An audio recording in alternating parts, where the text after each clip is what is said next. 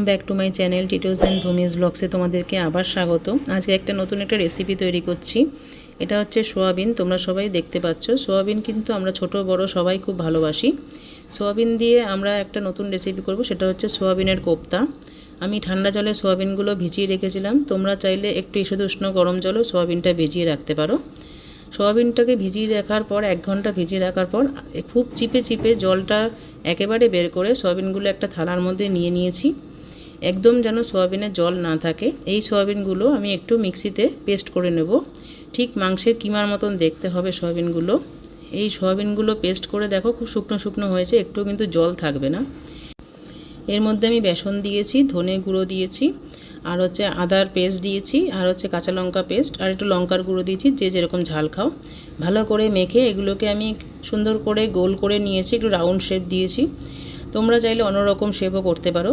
এখানে তেলে আমি দুটো দিয়ে ভেজে নিয়েছি। দেখলাম অল্প করেই দেবে যাতে ভেঙে না যায়।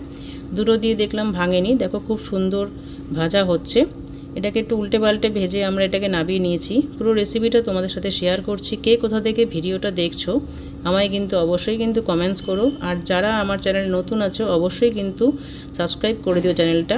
আর যারা অলরেডি আমার চ্যানেলে আছো তাদেরকে কিন্তু অসংখ্য ধন্যবাদ। এখানে আমি ছোট ছোট একটু আলুর পিস করে নিয়েছি। তোমরা চাইলে আলু নাও দিতে পারো। এখানে টমেটো দিয়েছি, টমেটোটাও তোমাদের কাছে অপশনাল। রেসিপিটা তোমাদের সাথে শেয়ার করছি, চলো দেখতে থাকো।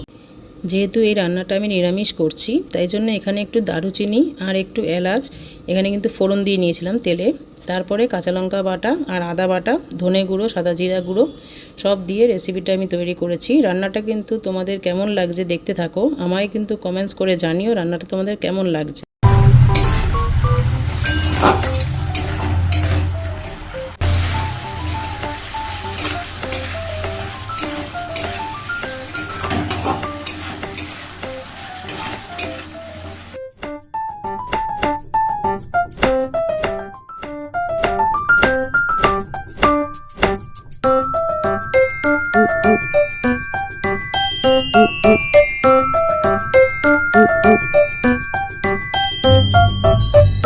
আমাদের কিন্তু রান্নাটা কিন্তু রেডি হয়ে গিয়েছে, কষানো হয়ে গিয়েছে।